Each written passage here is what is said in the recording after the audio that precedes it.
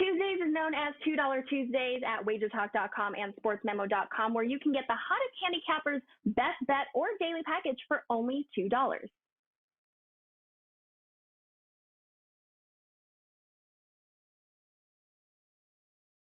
Okay, I have no idea what that is. So just wrong ones. All right, and welcome in. It is another edition of the College Basketball Show. It is powered by WagerTalk.com. I am Joe Raineri, and loaded card today in college hoops. Also, loaded panel here today. I do want to wish you guys a Happy New Year. Thank you very much for making us a part of your day. We've got some games on tap here today, but as you can see, I've got a bunch of animated people sitting next to me right now. Twitter handles, Tony Mejia, Steve Merrill, Ralph Michaels. There for your enjoyment, guys. Also some great, and look at that. Look at you, turned real. I feel like I'm in some sort of fantasy land here. It was all fake just a second ago, and now you guys are all here. Steve Merrill, Tony Mejia, the guy underneath, the neighbor there, Ralph Michaels. Dave Koken got the day off. He'll be back again joining us tomorrow. But we got some basketball today to talk about. 4 games, in fact, we're going to touch on. Florida, Alabama, that's going to be one game. We're going to talk about Rutgers, Michigan State. Will Michigan State ever win another game? How about Duquesne, Davidson, another game we'll touch on? We did have UCF and Memphis on the card for you guys, but apparently Tony Mejia and Dave Koken apparently love that game, so it's canceled as per usual. So welcome in, gentlemen. Tony, I'll start with you. Your UCF Knights. I know you were getting ready today. You were loving it. Game was canceled, unfortunately, but Happy New Year to you, man. Welcome back into the show. How's it been going so far since the last time we spoke? Oh, I actually had to go get tested for COVID, so that might. Oh, good. Things going well. Okay. But it was negative, so that's great, yeah. And feeling a little better, and hopefully by the end of the week I'll feel a lot better. But the show must go on, or the shows, and so I'm good to go, primed and ready. I really liked the under in that UCF Memphis game. We had a situation where the Knights were missing a key player against South Florida that might end up playing tonight. So I was waiting on the side play, but now it's moot. So COVID all over Florida, as you know. Yes. It's rolling. But listen, the good news is Ralph has got tremendous info on that game. He's going to share with you anyway, even though we can't make any money on it right now. But that is Ralph. Steve Merrill, welcome in, sitting in the seat across from me here. Steve, always good to see you. Felt like I just saw you. Feels like I'm going to see you again in about an hour. But hell, man, welcome into the College Basketball Show, man. How you been?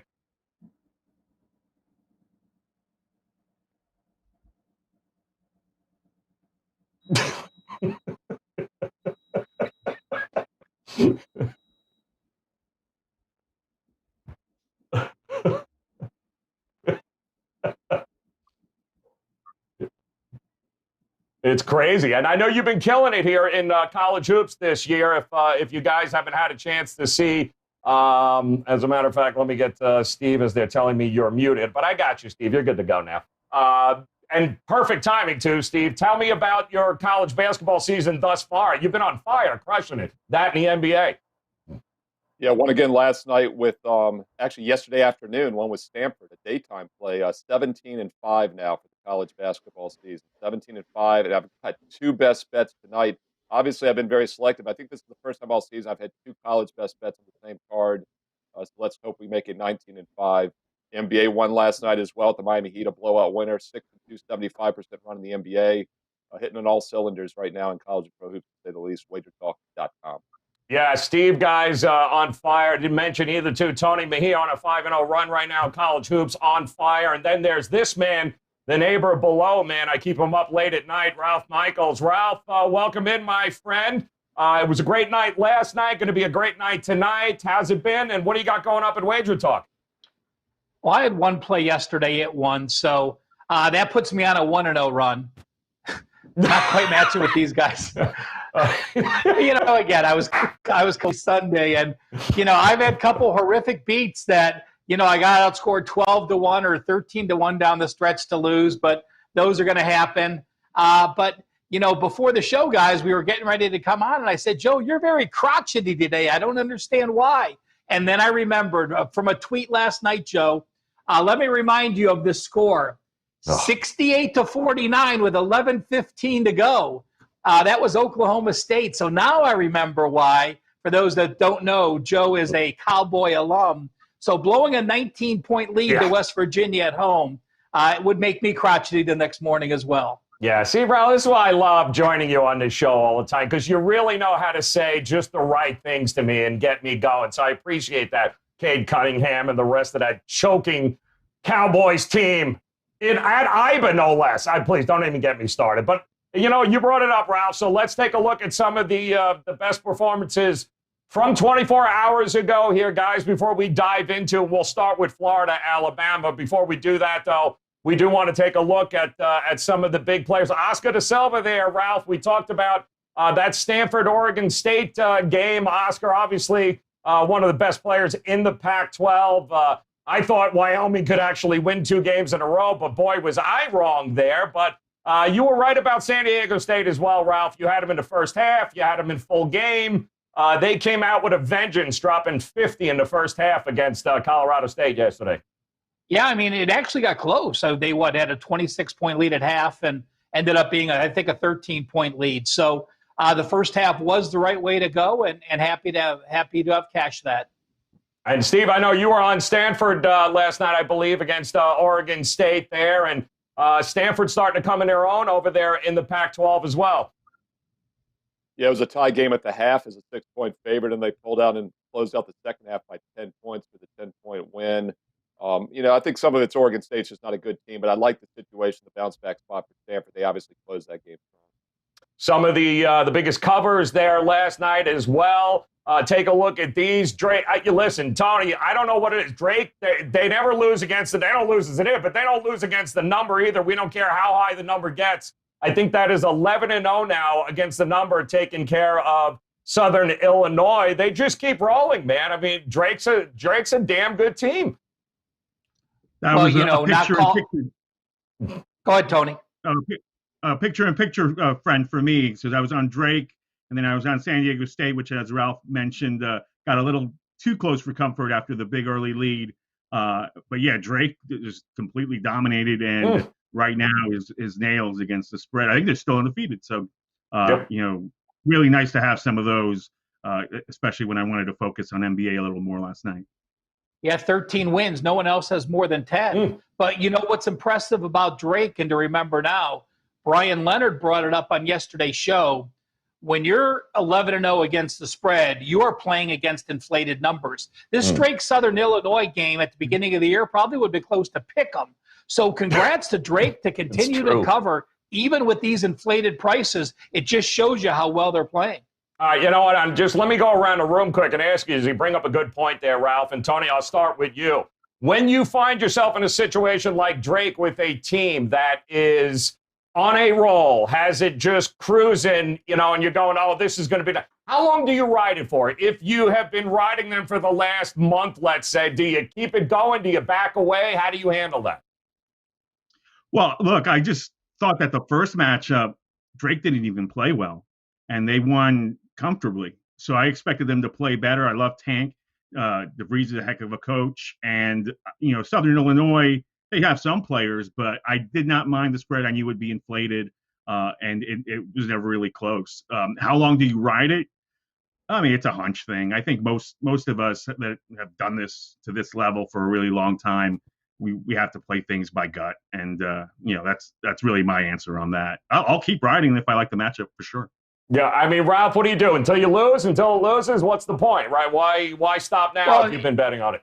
If you've been on since day one, you absolutely keep riding them. You're only going to use one unit. But there's very few people that were on Drake game one and said, okay, I'm now on a 10 straight wins. So, you know, unfortunately for me, I'm the negative side, Joe.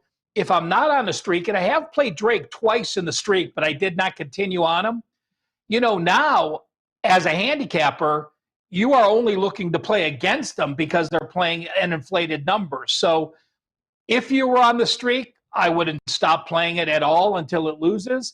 If you're not on the streak, you're looking to step in and find that time to play against them again, because they are laying multiple baskets more than they should based on the talent and based what we saw a few weeks ago, and what we'll likely see in a few weeks. And Steve, advice for somebody that might just be like, holy crap, Drake, is this good? Maybe, oh, look, I should jump on to this right now. What's your advice to somebody just discovering how good Drake is? Yeah, I mean, keep in mind, just statistically speaking, we've got several hundred teams that they put point spreads up during the college basketball season. There's always going to be an outlier that's great or bad, just statistically speaking. I don't say you necessarily play them or play against them. If the line is still correct, if there's still value, you use it. John Ryan brought up a great point on Wager Talk today. He talked about not trying to catch a falling knife. You definitely don't want to try to guess when it's going to turn, on a losing streak or a winning streak, because you can be wrong 10 times more before you're right once. Joe, real quick on that graphic, the biggest upset yesterday, Gardner-Webb and Campbell. Yes. They tipped off the rematch in about 45 minutes here, and that's an angle that's worked really well. They were a 5-point favorite yesterday. They lost.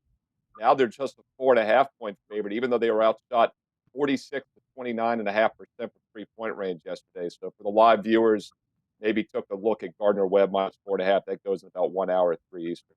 Yes. Yep. Right now, look Joe, where that line's moving either. Yes, Ralph.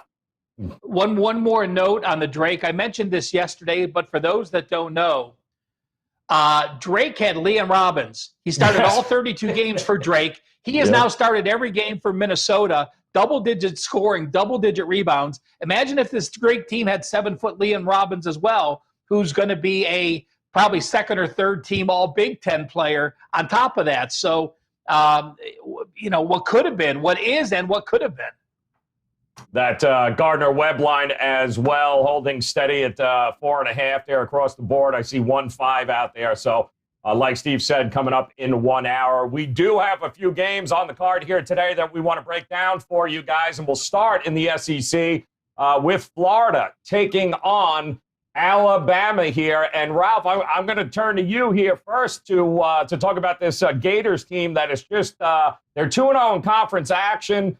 They had a solid home win against LSU over the weekend here, though, of course, we know about the player, passing out and falling down in a game. It's been up and down, to say the least, for Florida here, trying to right this ship. And Alabama's great highs, some real lows. They can score 100 on you. They're going to run all over the place. How do you have these two teams lined up heading into action today? Well, we all know Alabama with Nate Oates, who was from Buffalo and had the number one tempo. They are the fourth quickest team in college basketball. They come down, they pass, they shoot to three, they're done. So what surprised the heck out of me was them going into Tennessee, pulling the huge upset, and holding the Vols to 31%. There's only one way I can look at it this game, is to play against Alabama off. Is it a historic upset? Yeah, Alabama doesn't beat very many top 10 teams. So that was on Saturday. Now you have this Florida team. The problem is I couldn't turn the corner and find enough reasons to back Florida. They lost to Florida State back on December 12th. That's when Keontae Johnson passed out. They did not practice for 15 days. When you have COVID, a lot of times you may be missing games, but there are certain guys practicing. They completely shut down their program. A win against Vanderbilt didn't impress me on December 30th. The win against LSU didn't impress me on January 2nd. But, they do have Keontae Johnson back now. He's not playing. He's dressing. He's on the bench. They've given him an assistant coach role until they can see if he's better to play. So the players are playing better. But with that break in there, with Vanderbilt and LSU not being oppressed, and now going on the road to face Alabama, I just can't get there because of that stoppage of practice for the Gators. But again, there's only one way I would look at this game, and that's to fade Bama off the upset. Steve, let me ask you, Ralph's Alabama's playing well. They're playing with confidence, too, here. How could they not at this point? It's still kind of when you lose your best player in Florida, you're starting to learn some things about some of the other guys here. How much do you trust this Florida team in this spot?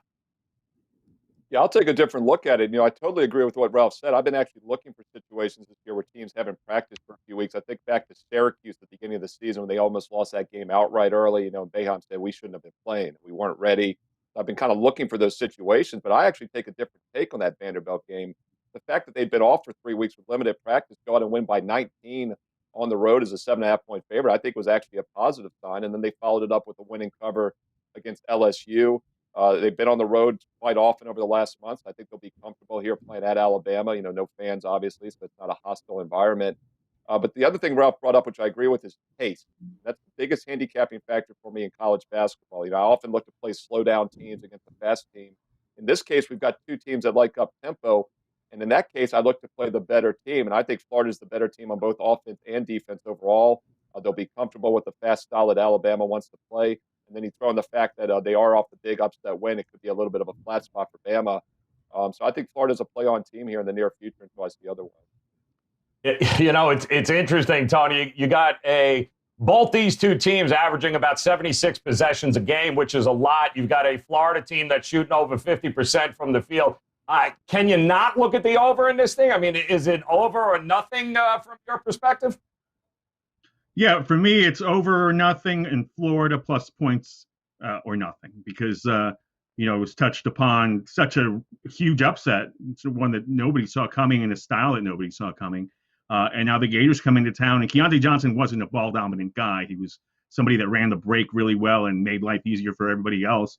But everybody's pitched in. The Vandy win, obviously not impressive, but LSU, I think, is. And Colin Castleton, the SEC Player of the Week, really stepping up. They've got Appleby, Mann, Scotty Lewis, who's always been a glue guy. So it's a lot of guys that won't let the ball stick. And that, I think, is a good team to play when the tempo is going to be fast and you're going to see opportunities. I think if we get foul calls in the game, the over will hit. I'm definitely leaning towards playing the over tonight. Got to check a few things and may get there with Florida and make it an in-game thing. But we'll see on that. Joe, I have one more addition. Go ahead, Ralph. Steve made a great point about tempo. But, while we mentioned Alabama and Nate Oates is number 4, Ken Palm splits the tempo. They have the adjusted tempo, then they have the offense and the defense.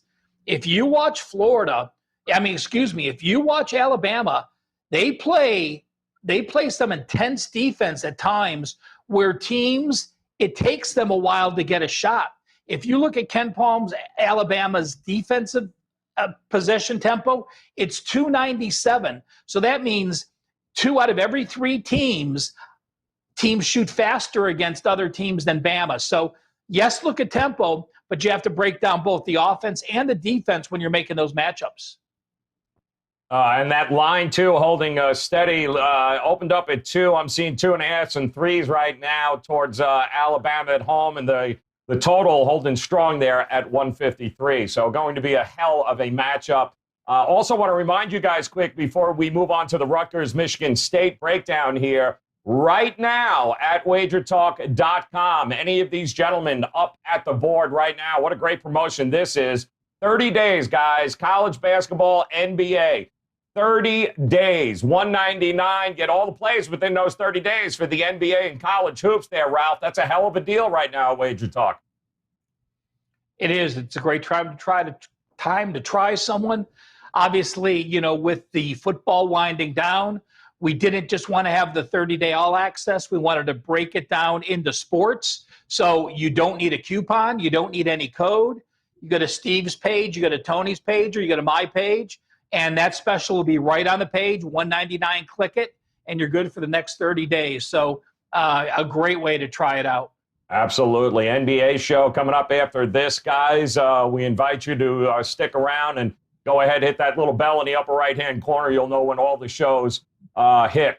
Now let's talk about Rutgers, Michigan State, which opened up somewhere around that pick 'em. I'm seeing, where are we at now? It's moved a little bit, but we're talking about a team here in Michigan State that has not lived up to expectations. Rutgers kind of run into a little streak. They're 5 games above 500, but they've lost 2 of their last 3 here. We did have, of course, Michigan State right the ship in a win against Nebraska over the weekend. But Tony Mejia, I'll start with you, my friend here. How much do you trust Michigan State? Michigan State at home? I mean, it's like unfathomable to think that they're not going to blow them out of the gym here. But this is not the same old Michigan State.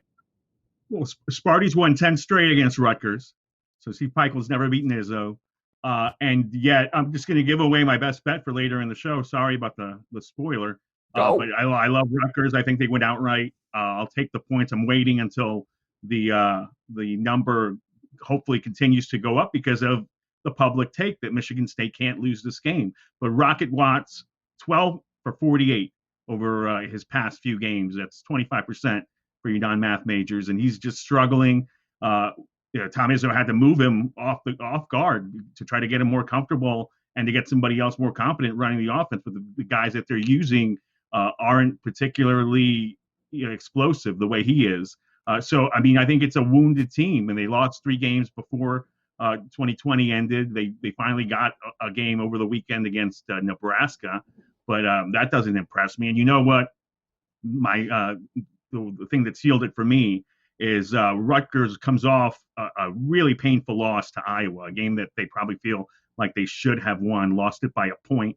Everybody knows about Luka Garza and how good Iowa is this season.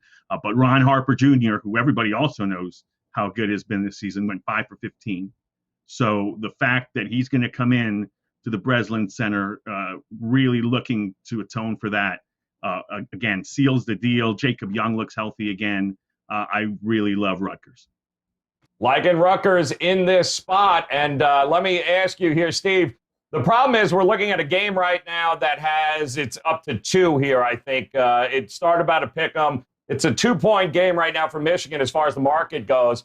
But that tells me it's going to be a close game, and it may come down to free throws. And if that's the case, Rutgers is atrocious. Like Rutgers, they're a terrible free throw shooting team. So how much does that play into your decision on which way to go in this game? Yeah, it was actually enough to keep me off this game. As you mentioned, Michigan State 76% from the line, Rutgers below 61%. A huge difference. Yet I rate Rutgers as the better offensive team overall, the better defensive team overall, as an underdog here, coming off a loss. And we always talk about, quality teams off a loss. You look to play them. But here's the other reason I'm staying off this game. I took a shot with Michigan State, and I would not be 17-5 on the college basketball season. I'd be 17-4 on the college basketball season had they not failed to cover by a single point this past weekend. I put it out at -8. It got steamed up to 9.5, actually, but they won by 7. Gave up 49% shooting to Nebraska. Not a good Nebraska team. They have now failed to cover 7 straight games. We talked about trying not to catch a falling knife. Obviously, the money is trying to do that because they've come in, as you said, Joe. In fact, Rutgers opened -1 in some spots. Now they're +2. So, yeah, someone's trying to catch the falling knife with Michigan State off 7 straight spread losses. I will not be one of them. Ralph, how do you approach this game here? The total seems to be coming down to a couple of points here. I think we're at 148 right now. How do you see these two teams matching up in Michigan State? Well, as Steve said, 7 straight ATS losses for Michigan State. Rutgers is a team that I have power rated higher. Rutgers is a young team that I think can bounce back. They're a team that's still learning how to win. It does concern me. This is only their 3rd road game. They did beat Maryland, but again, we know Maryland's a struggling team. They lost to Ohio State by 12. I've played in Michigan. I played against Michigan State twice, but in this game, I just cannot play Rutgers in a pick'em game at Michigan State. I'm Tom Izzo. I don't even show up to the locker room before the game. I just put the line up. Michigan State +1 against Rutgers at home, paste it on the frickin' wall, and I don't need to say a word. If they don't come out and play this game, then they're toast. And, is that motivation? Hell yeah, it's motivation that they know that. Ron Harper, for those, is the son of Ron Harper. So, he grew up around the NBA players. It's always a huge advantage. He's a big go-to guy. But you guys mentioned free throws. In that 2-point loss to Iowa made 18 free throws. Rutgers made 4. 4 free throws on the game. They won 4 of 12. In a close game, again, you can't back Rutgers on the road making those type of free throws. And that Iowa game was at home that they missed it. So I had to do a little typing while we were talking. And they're not a home dog, but, they were a home dog or a home pick 'em to start. Going back since 2002, Michigan State has only been a home dog 5 times. They're 5-2 straight, 5-2 ATS. The last time they were a home dog was February 26th 2017. They were +3 against Wisconsin. They won that game by 10, 84-74. Pass for me. Power rating says Rutgers, but this unique situation with a young team going into Michigan State, I am going to watch, and I'm going to say, damn it, Michigan State failed to cover 8 straight. I should have faded them. Yeah, I think we're going to learn a little bit here about both of these teams tonight. One of the other games, too, we wanted to take a look at. We'll head to the Atlantic 10, guys. We'll look at Davidson taking on Duquesne here. And listen, Duquesne, and Ralph, I'll start with you. Solid season last year, 21-9, 11-7 in conference play. For a team that has all 5 starters back from last year, they're only 2-2 on the year. They just split with G-Dub here over the last week. I don't know. What do you think of this Duquesne team right now? And do you trust them in this spot to improve a little bit? And Ralph muted us. Yeah, he muted us because he just doesn't like us. So he's going to mute us again. Look at. Of course, it was just. It was just, I was seeing for those that could read lips. I was trying to let them get their bet in first before. So had to come up with some excuse. Ralph is miming it now, guys. That's part of the show where Ralph mimes. Go ahead. I had Duquesne. I had Duquesne with 3 arrows up coming into the season. So I still think they're going to be incredible. I just want to take a minute and go over Keith Dambrot for those that don't know. Keith Dambrot was a coach at Central Michigan in the 80s. He said a bad word in a cheering for his team. He got kicked out of college. He actually coached LeBron at St. Vincent St. Mary's. He went to the high school level. He was at Akron the last 17 years, and now he's gotten this job. This is the kind of coach I want. He took over a Duquesne team that had 10 wins. He had 16 wins his first year, 19 wins his second year, 21 wins his third year. And last year, they're building a new on-site stadium arena that he had to play in 3 different arenas, and it's still not done because of COVID. But he built the right way, took a lot of young kids, took a lot of local kids, and he's built this program. The reason COVID is the reason they're 2-2. They got off to a slow start. They lost to Little Rock. And then from December 2nd to January 2nd, they didn't play a game. They had a shutdown for COVID 3 different times. So splitting against George Washington doesn't concern me.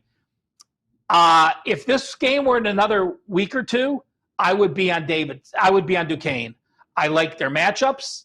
I like their personnel.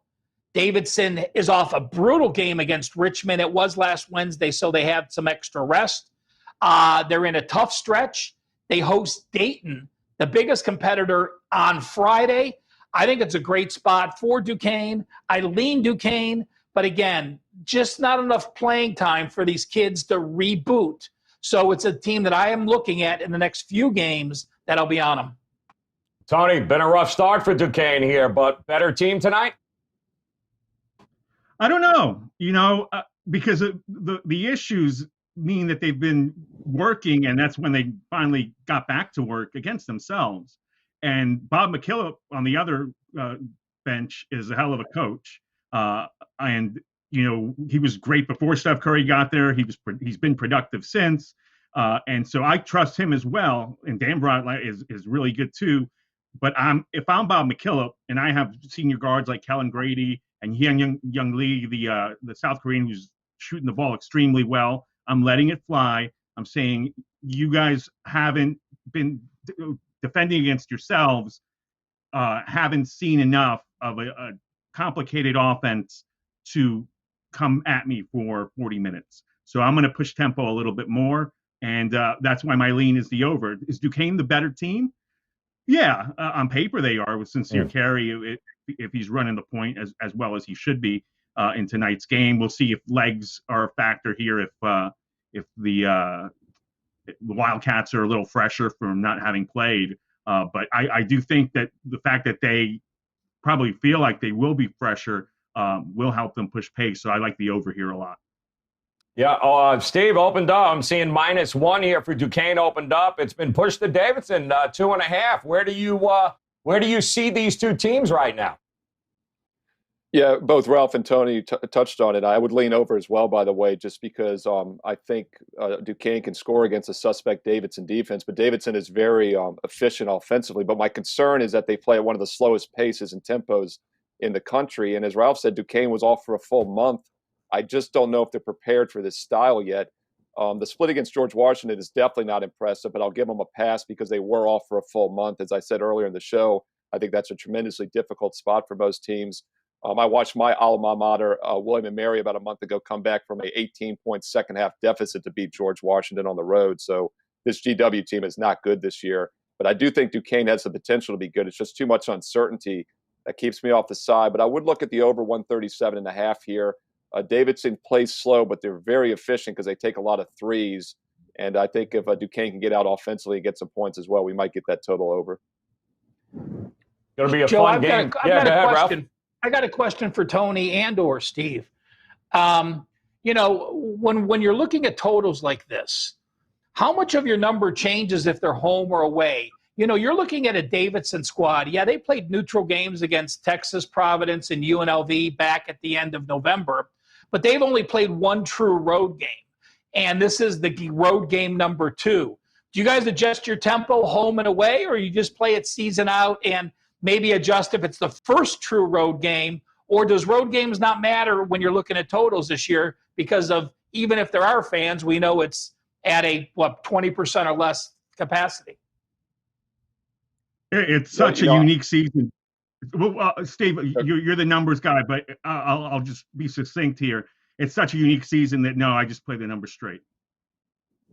Yeah, I was gonna get Tony's take because he's more of a totals guy than I am. But I'll throw out a different aspect here. First of all, with pace, normally it would concern me on the road because I think home teams dictate tempo better than road teams, especially with the crowd. That's not an issue. But I tell you what does concern me, Ralph, with the over here. Davidson relies heavily on the 3, and even without fans, being in a different arena and different sight lines on the shot. And they didn't shoot well in that road game, by the way, a few weeks ago. I think they shot like 42.5% at Rhode Island. That's a concern for me more than anything, is that their 3-pointers might not be falling, and that's what Davidson lives and dies by, basically. Yeah. This is going to be an interesting game here, certainly from Duquesne, seeing if they can right the ship, like Ralph said. If this is a week from now, be a little bit more confident, and it'll be interesting to see how they come out here tonight after splitting against G-Dub. Also, Ralph, I just wanted to get your thoughts. I know you said that we know the UCF-Memphis game we were going to touch upon, but you did have some information you thought for future reference regarding those two teams you wanted to share.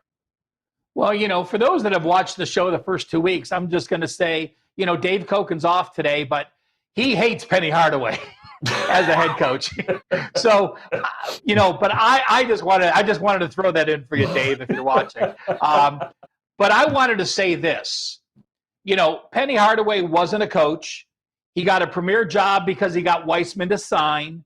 And, he's now in his 3rd season.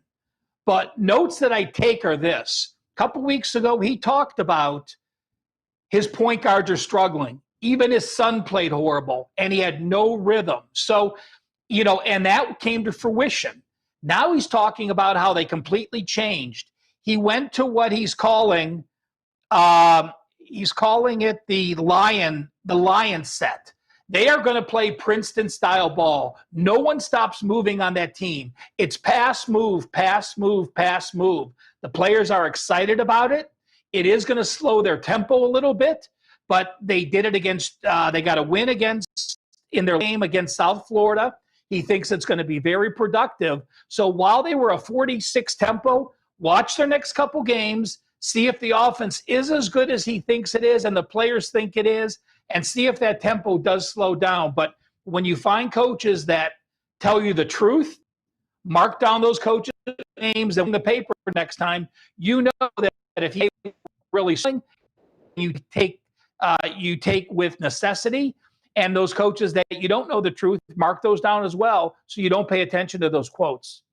Good stuff there. And guys, want to remind you both, Tony Mejia, Steve Merrill, and Ralph Michaels, available right now at WagerTalk.com. Plays here tonight, plays all week, and take advantage of the 30-day all access to NBA and college hoops right now for $199 at WagerTalk.com. That's $199. Any one of these gentlemen get every one of their NBA, college basketball plays, 30 days, $199 at WagerTalk.com. And Tony, I know you are one of the premier writers at our friends at the Gold Sheet, and they've been on fire with us here on the show. And of course, they do have a play of the day. They were on San Diego State yesterday as well there, Ralph. So North Carolina stayed here tonight there, Tony Mejia.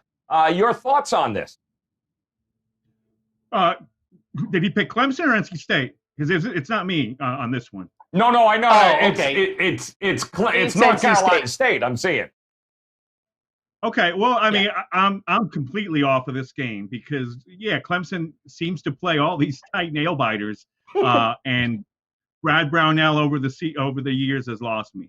So I'm looking more towards other games on this one. So this is all our other friends at the Gold Sheet. Yeah, Ralph, I'm seeing this total get steamed up also in this game too. Like he said, it's always a nail biter, but they're also steaming this number, the over, from 134 to 137 now. Well, you see the Gold Sheet projected score is 63-62. Yeah. So, they're looking at a nail biter. I got sworn at on Twitter yesterday, guys, because I forgot to put the Gold Sheet play of the day up after the show. So don't worry. If you want to read the write-up, it's going up on Twitter right after this. And by the way, the Gold Sheet play of the day side plays. I know, guys, I'm not using any more totals. Mm-hmm. The side plays now 9-2, the last 11 here on the show. So it is NC State.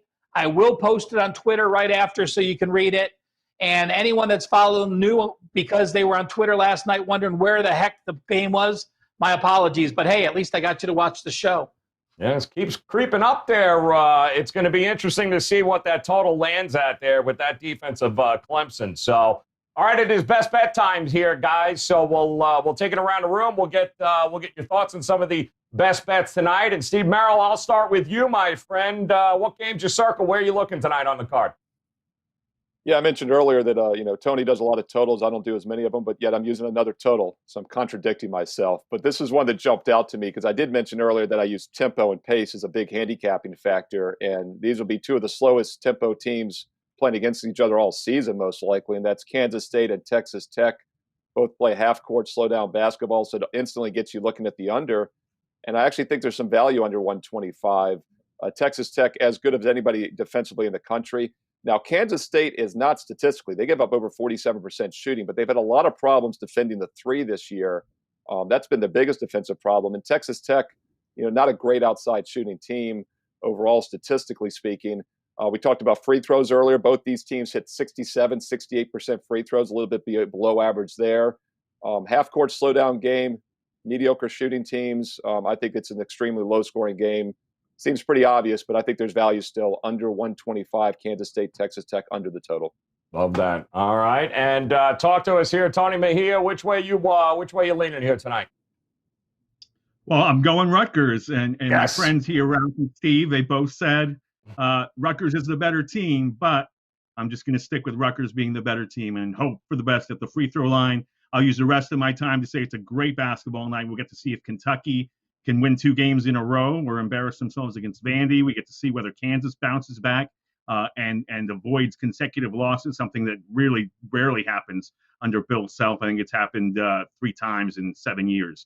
So just a great night. And I have a pick on North Carolina, Miami in my package. I'll probably add a few here in the next couple hours. And in that KU TCU game, keep an eye out for Marcus Garrett's availability after he caught that elbow to the head. Awesome stuff there. And Ralph, where you going? Team number 316 in the card. And congratulations on picking upstate South Carolina yesterday against Law. Congratulations, Ralph, for having enough nerve to do that in Chicago State in a month. Steve, you're new in this. So in the last couple weeks, I've gone with Chicago State as a winner, the Citadel as a winner, and last night USC Upstate as a winner. Mississippi Valley State is at the very bottom. They're off today. They'll be back Monday, so we'll take a look. Good, thank goodness. So, where am I going today? How about my number 3 team in the country, Texas? I'm going to play Texas in the first half against Iowa State, laying the 7. Yes, they're off that Kansas game, but I'll tell you what, it's much different being in a Kansas team on the road when they have 16,000 fans and you win a last-second shot. It's much different dominating Kansas by 25 points and coming out of it. Shaka Smart, boy, you guys remember those VCU runs he made with his team? He finally has this Texas team playing defense. They are an elite team. Yes, they have West Virginia on the road. I think they just come out. Iowa State's very feisty. Iowa State just got some players back, and they're a team that's at the bottom of the Big 12. But, boy, they play hard in the second half, and they don't let up. So if Texas has a big lead, Iowa State keeps battling back. I want to take that out of play. Texas -7, first half against Iowa State tonight. Love that. And I'm looking at the line movement here, and it's moving away from me, and I don't care. I like Missouri over Mississippi State here tonight. I think Missouri got that wake-up call after getting blown out by Tennessee there. And now we are looking at a team that holds, opponents to 38% shooting and 26 from deep. I like Missouri tonight. Opened up at 2.5, now a 1.5-point favorite on the road against Mississippi State. So I'm going to take Missouri tonight. I think they are the better team, and they're a little hungry and learned their lesson from a couple of weeks ago. Just a recap here, guys. Tony Mejia, he's going Rutgers tonight against all odds, going against them, +2. I agree with him there. Ralph Michaels is taking, that's not Texas Christian Light. No, it's Texas, -7 in the first half. Kansas State, Texas Tech under 125 for Steve Merrill. I'm going to be going Missouri, laying the 1.5. And our friends at the Gold Sheet, they like NC State +4.5 tonight against Clemson. And a reminder, guys, WagerTalk.com is where you want to head to. Tony Mejia, Steve Merrill, Ralph Michaels. Plays are up and available and ready to rock and roll here tonight. Not to mention 30 days all access, NBA, and college basketball. Every play from your favorite handicapper right now for $199. That's right, 30 days, NBA, college basketball, $199. So Tony Mejia, appreciate the time. Steve Merrill, thank you very much. He is Ralph Michaels. I'm Joe Raineri. Guys, hit that bell in the upper right-hand corner. Subscribe to the page. Good luck with your plays. Come back and join us again tomorrow as we talk more college hoops. Best of luck, guys. We'll talk to you again then. Tuesdays is known as $2 Tuesdays at WagerTalk.com and SportsMemo.com, where you can get the hottest handicappers' best bet or daily package for only $2.